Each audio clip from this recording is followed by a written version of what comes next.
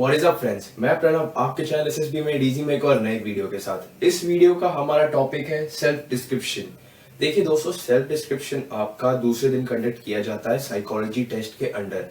एक self description ही आपका ऐसा टेस्ट होता है जो साइकोलॉजिस्ट एज वेल एज आपके इंटरव्यूइंग ऑफिसर को एक क्लियर आइडिया देता है कि क्या आपके अंदर वो 15 ऑफिसर्स लाइक क्वालिटीज है भी या नहीं, या फिर जो आपकी वीकनेसेस हैं क्या वो उन 15 ऑफिसर्स लाइक क्वालिटी में से किसी कुछ किन्हीं 2-3 क्वालिटीज को निगलेक्ट तो नहीं करवा देती। इसी वजह से सेल्फ डिस्क्रिप्शन आपका बहुत इंपॉर्टेंट होता है। दूसरा पार्ट देखिए दोस्तों, जो भी आपके इंटरव्यू में आपके पर्सनैलिटी रिलेटेड क्वेश्चंस पूछे जाते हैं वो आपके सेल्फ डिस्क्रिप्शन को पढ़ के ही पूछे जाते हैं। इसी वजह से आपका सेल्फ डिस्क्रिप्शन सबसे बेस्ट होना चाहिए। तो सबसे पहले आपको टिप्स बताने से पहले मैं आपको बताता हूँ सेल्फ डिस्क्रिप्शन के अंदर आपको लिखना क्या होता है।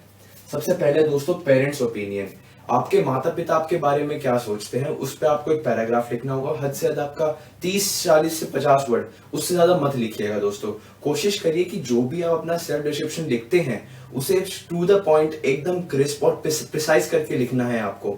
अपनी कोशिश करिए कि पॉइंट्स लिखिए। डिस्क्रिप्शन के अंदर मैं अपना सैंपल आपको सेल्फ डिस्क्रिप्शन लिख के दूंगा, आप कोशिश करिए उसे कॉपी मत करना, बट आप समझिए कि मैंने उसे कैसे लिखा है। पेरेंट्स ओपिनियंस के बाद आपका टीचर्स ओपिनियन, आपका फ्रेंड्स ओपिनियन, आपका सेल्फ, आप अपने बारे में ऐसे क्या सोचते हैं, आपके अंदर क्या क्वालिटीज है और क्या क्वालिटीज हैं जिनको आपको ओवरकम करना है। और लास्टली दोस्तों, आपका प्लेस ऑफ वीकनेस, आपके अंदर कुछ ऐसी वीकनेस जो आप सोचते हैं कि आपकी लॉन्ग रन में अच्छी नहीं है और आप उन्हें ओवरकम करना चाहते हैं। अगर आप उन वीकनेसेस को लिखते हैं अपने सेल्फ डिस्क्रिप्शन के अंदर, ये भी मेंशन करिए कि आप उनको ओवरकम कैसे कर रहे हैं। बिकॉज देखिए एट द एंड आपके जो असेसर्स हैं वो ये देखना चाहते हैं कि क्या आप अपनी प्रॉब्लम्स को ओवरकम करते भी हैं या नहीं। क्या आपके अंदर ये टेंडेंसी है कि जो आपने वीकनेस अपनी बताई है, जो आप एडमिट करते हैं आपकी वीकनेस, क्या आप उनको ओवरकम करते भी हैं या नहीं। तो जो वीकनेस मैं आपको बताऊंगा दोस्तों, आपको वीडियो के एंड तक मैं बताऊंगा, आप केवल उन्हीं वीकनेस को लिखना। देखिए, अगर आप लिखते हैं कि मैं शॉर्ट टेम्पर्ड हूं या फिर मैं केयरलेस नेचर का हूं, ये क्लियरली दिखाता है कि आपकी 2 से 3 ऑफिसर्स लाइक क्वालिटीज जो आपकी होती है, रिस्पॉन्सिबिलिटी, कूल नेचर, ये सारी ऑफिसर्स लाइक क्वालिटी आपकी सीधा सीधा कट हो जाती हैं। इसका मतलब आपके रिकमेंड होने के चांसेस बहुत कम हो जाते हैं। आपको अपनी 15 की 15 ऑफिसर्स लाइक क्वालिटी शो करनी है। और आप ऐसे मत करिए कि जो छोटी मोटी आपकी वीकनेस है आप उनको लिख के अपने चांसेस कम कर रहे हैं। अब देखिए दोस्तों, सेल्फ डिस्क्रिप्शन को मैं आपको एक एग्जांपल से समझाता हूँ। कल को आप किसी लड़की का हाथ मांगने के लिए जाते हैं, उनके पेरेंट्स से बात करते हैं, तो क्या आप ये पॉइंट लिखेंगे, बताएंगे उनको कि मैं शॉर्ट टेम्पर्ड हूँ, मैं केयरलेस हूँ, मुझसे काम नहीं किया जाता, मैं लेजी हूँ? एकदम नहीं बताएंगे। देखिए दोस्तों, आप अपना पॉजिटिव साइड बताएंगे। आप उन्हें जितना हो सके उतना कॉन्फिडेंस में लेंगे कि हाँ जी, ये बंदा एक पॉजिटिव बंदा है, he is a well nature, well mannered individual. इसीलिए सेल्फ डिस्क्रिप्शन के अंदर भी आपको अपनी बढ़ाई करनी होती है दोस्तों, और यही पॉइंट्स आपको करने हैं। अब मैं आपको टोटल 5 टिप्स बताऊंगा कि कैसे आप अपना सेल्फ डिस्क्रिप्शन सुधारें और सेल्फ डिस्क्रिप्शन को एकदम मास्टर कर लें टू द एटमोस्ट लेवल। सबसे पहले दोस्तों, इंट्रोस्पेक्ट। देखिए, इंट्रोस्पेक्ट का मतलब होता है खुद के अंदर झांकना। अगर आप एक बार अपने अकेले बैठिए आधे घंटे के लिए, सोचिए कि आपके अंदर ऐसी क्या क्वालिटीज हैं। अगर आपको समझ में नहीं आता तो आप अपने पेरेंट्स से बात करिए। देखिए दोस्तों, मुझे पता है कि मैक्सिमम केसेस में आपको अपने बारे में पता होगा, बट आपके पेरेंट्स भी आपको कुछ ऐसे पॉइंट बताएंगे जो आपको पता ही ना हो या फिर जो आपके दिमाग में ही ना आए हो।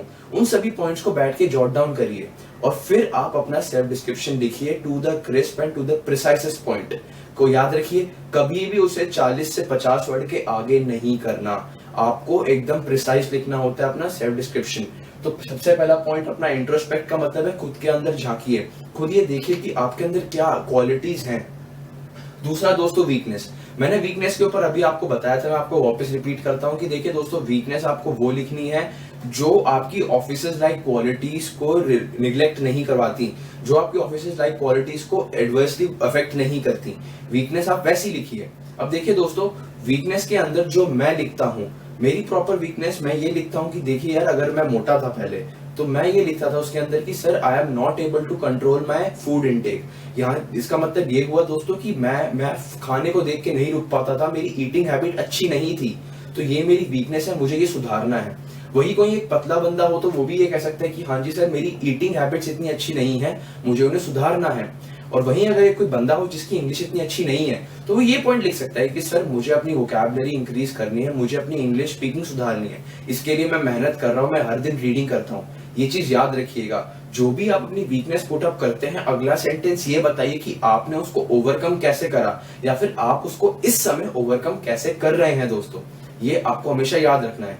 उसके बाद आप ये पॉइंट लिख सकते हैं, कुछ बच्चे ये लिख सकते हैं कि sir I want to increase upon my stamina, I want to increase my sportsman spirit, या फिर I want to increase my area of sports. आप इसका मतलब ये हुआ कि मुझे स्पोर्ट्स में ज्यादा से ज्यादा इंटरेस्ट लेना है, मुझे स्पोर्ट्स में अपना स्टैमिना बढ़ाना है। इसमें आप बता सकते हैं कि देखिए मैं सुबह रनिंग करने के लिए जाता हूँ, या फिर मैं अपने कॉलेज के अंदर जितने भी स्पोर्ट्स होते हैं उन सभी में पार्ट लेता हूँ, मैं सभी में ट्रेनिंग करता हूँ। और लास्टली एक वीकनेस आप ये लिख सकते हैं कि देखिए मुझसे सुबह जल्दी नहीं उठा जाता, मेरे को सोने की बहुत आदत है। ये नहीं शो करता कि आप लेजी हैं, इसका मतलब ये होता है कि हाँ आपकी प्रॉपर स्लीपिंग साइकिल इतनी ठीक नहीं है जो आपकी ऑफिसर्स लाइफ क्वालिटी को अफेक्ट नहीं करती। जो ये मैंने 4 पॉइंट बताए थे दोस्तों, कोशिश करना आप अपनी वीकनेस में उन्हें लिखिए। शॉर्ट टेम्पर्ड मतलब जल्दी गुस्सा आना, या फिर मूडी मतलब आपका मूड इतना ढंग का नहीं रहता, कभी कभी चेंज होता रहता है। केयरलेस, आप not managing time, not managing space, ये मत लिखिए। देखिए दोस्तों ये सीधा आपकी ऑफिसर्स लाइफ क्वालिटी को डिसरूल करता है, इससे आप रेकमेंड नहीं हो पाएंगे। वीकनेस में आपका ये है। तीसरा दोस्तों फेक। अब देखिए मैंने एग्जांपल्स ऐसे देखे हैं जो फेक के होते हैं कि भाई बंदे लंबी लंबी फेंक रहे हैं। अब किसी बंदे ने अपने पेरेंट्स ओपिनियन के अंदर ये लिखा था कि माय पेरेंट्स एडमायर मी, मेरे पेरेंट्स मुझे एडमायर करते हैं कि मैं उनकी हेल्प कराता हूँ घर के काम में। फॉर एग्जाम्पल मैं मार्केट जाके सामान लाता हूँ, इंटरविंग ऑफिसर ने क्वेश्चन पूछा, अच्छा ठीक है आप मार्केट जाके क्या सामान लाते हो? बच्चे ने कहा मैं दूध लाता हूँ, आप मुझे दूध का रेट बता दो। बच्चे को पता ही नहीं। ये होता है कि आप एक अपनी फेक पर्सनालिटी शो कर रहे हैं। अब कल को आप अपने फ्रेंड्स में लिखेंगे कि आई हैव क्या बोलते हैं लार्ज नंबर ऑफ फ्रेंड्स। आपने लार्ज नंबर ऑफ फ्रेंड्स तो बोल दिया, बट आपका इंटरव्यूइंग ऑफिसर आपको पूछते हैं चलो मुझे अपने फ्रेंड्स के नाम बता दो, आप उसी में फंस गए, 2 बंदों के नाम लेके चुप हो गए। दिस शोज कि आप एक फेक पर्सनालिटी पोजेस करते हो। लास्टली एक और एग्जांपल देता हूं मैं। आप अगर आपने मान लीजिए टीचर्स ओपिनियन के अंदर लिखते हो कि sir I am taking a कीन पार्ट इन ऑल द को करिकुलर एक्टिविटीज, मतलब मैं सारी को करिकुलर एक्टिविटीज के अंदर पार्ट लेता हूँ। वहीं पे उसने आपसे पूछा कि यार आपने अपने पीआईक्यू फॉर्म के अंदर अचीवमेंट्स में तो कुछ लिखा ही नहीं, तो को करिकुलर एक्टिविटीज आप कैसे कह रहे हो? आप फंस गए वापस। तो कोशिश करिए कि आप एकदम फेक ना जाए। अगर आप को करिकुलर एक्टिविटीज का लिखते हैं, पॉइंट टू पॉइंट पीआईक्यू में लिखिए। देखिए दोस्तों मैंने आपको पहले ही वीडियोस में बताया, पीआईक्यू आपकी जन्म पत्री होती है एसएसबी के अंदर, और आपको पीआईक्यू एकदम अच्छी तरीके से भरना होता है। Same goes applies for self description as well. चौथा दोस्तों कोरिलेट। अब देखिए कोरिलेट में क्या कह रहा हूं। कोरिलेट का मतलब ये होता है कि आप अपने इन पांचों भी नहीं, आप इन चारों के अंदर अलग अलग पॉइंट्स मत लिखिए यार, कोरिलेट करिए। अगर आप हार्ड वर्किंग है तो ये आपको भी पता है, आपके पेरेंट्स को भी पता होगा, आपकी टीचर्स को भी पता होगा, तो आपको ये चीज अपने हर एक पॉइंट के अंदर, अपने हर एक पैराग्राफ के अंदर पुट अप करनी है। ऐसा तो हो नहीं सकता कि आप पेरेंट्स के अंदर लिखते हैं कि they see me as a hard working individual, whereas आप इन तीनों के अंदर लिखते ही नहीं कि मैं हार्ड वर्किंग इंडिविजुअल हूं यार। तो इसका ये पॉइंट आपको शो करना है। आपके इंटरव्यूइंग ऑफिसर इन्हीं पॉइंट्स को पकड़ता है, वो ये देखना चाहता है कि यार ये बंदा क्या झूठ बोल रहा है, कोरिलेट कर भी रहा है या नहीं। देखिए दोस्तों अगर आप एक हार्ड वर्किंग बच्चे हैं तो आपके दोस्त, आपके टीचर्स, आपके पेरेंट्स, यहाँ तक कि आपको भी पता होगा कि आप एक हार्ड वर्किंग बंदे हैं। वहीं अगर आप एक हैप्पी बंदे हैं, आप एक happy go lucky attitude possess करते हैं, तो यही सेम पॉइंट आपके सभी दोस्तों को पता होगा। तो कोशिश करिए कि आप जो भी पॉइंट पुट अप कर रहे हैं, be punctual, be hard working, be dedicated, आप ये सारे पॉइंट्स अपने चारों पैराग्राफ के अंदर पुट अप करें, बिकॉज एट द एंड वो कोरिलेट करके देखते हैं। यहां आप बोलेंगे मैं हार्ड वर्किंग हूं, यहां आप बोलेंगे मैं पंचुअल हूं, यहां आप बोलेंगे मैं डेडिकेटेड हूं, आयो एकदम ही कंफ्यूज हो जाएगा। वो ये बोलेगा यार ये बंदा तो रट के आया है, इस बंदे ने तो मुझे सब कोरिलेट करके बताया ही नहीं। देखिए दोस्तों अगर आप एक हार्ड वर्किंग बंदे हैं, वापस बता रहा हूं, अगर आप एक हार्ड वर्किंग बंदे हैं, आपके पेरेंट्स, आपकी टीचर्स, यहां तक कि आपके फ्रेंड्स को भी पता होगा आप एक हार्ड वर्किंग बंदे हैं, तो कोशिश करिए सारे पॉइंट्स को कोरिलेट करिए, हर एक पैराग्राफ के अंदर अपनी स्ट्रेंथ को नोट कराइए, वीकनेस एकदम लास्ट में। और जो मैंने वीकनेस बताई थी आपको वही लिखनी है, और कोई वीकनेस उसके अंदर नहीं लिखनी दोस्तों। लास्टली होता है राइटिंग। देखिए मैं इतना एम्फेसिस आपको राइटिंग पे क्यों दे रहा हूँ, मैं आपको एक और एग्जांपल देता हूँ दोस्तों। आपने सुना होगा कि सीबीएसई में जिस बच्चे की राइटिंग अच्छी होती है उसको सबसे ज्यादा नंबर मिलते हैं। Same applies over here. ये एक साइकोलॉजिकल इनपुट दिखाता है आपका कि आप किस हिसाब से, अगर आप नीट एंड टाइडी लिखते हैं इसका मतलब ये होता है कि आप वेल ऑर्गेनाइज्ड है अपने ब्रेन के अंदर, आपकी साइकोलॉजी वेल ऑर्गेनाइज्ड है। और जबकि आपका एसआरटी साइकोलॉजी टेस्ट में सबसे आखिर होता है। इसका रीजन ही यही होता है कि यार बंदे की अगर राइटिंग है, बंदे का जो इनपुट, जो उसने लैंग्वेज पुट इन करी है, वो शो करता है कि बंदा अगर एग्जॉस्ट हो गया है दिमाग से तो कुछ नहीं लिख पाएगा। आपको कोशिश करना है कि आप एसआरटी को सबसे अच्छी तरीके से प्रैक्टिस करके जाइए कि आप कितने भी थक गए हो, अपने साइकोलॉजी टेस्ट में एसआरटी सबसे बेस्ट लिख के आए।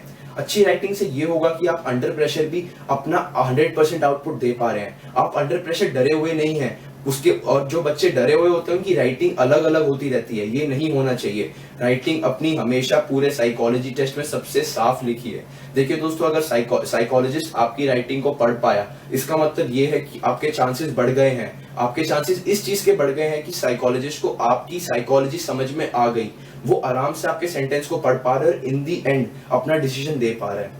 तो दोस्तों, सेल्फ डिस्क्रिप्शन के अंदर आपके ये 5 पॉइंट सबसे ज्यादा इंपॉर्टेंट होते हैं। ये 5 टिप्स जो मैंने आपको बताई आप हमेशा याद रखिएगा। और दोस्तों, मैंने आपके डिस्क्रिप्शन के अंदर अपनी सैंपल एसआरटी लिख के डाल रखी है, उसे पढ़िए, उसे समझिए कि मैं अपनी एसआरटी कैसे लिखता हूँ। टू द पॉइंट, एकदम क्रिस्प करके लिखता हूँ। तो दोस्तों, मैंने अपना व्हाट्सएप ग्रुप बना रखा है, आपको ज्वाइन करना है आप ज्वाइन कर सकते हैं। और दूसरों को सॉरी दोस्तों, मैं आप लोगों को सैटरडे संडे को ही ज्वाइन करवा पाऊंगा, इतना टाइम नहीं दे पाता मैं इसलिए।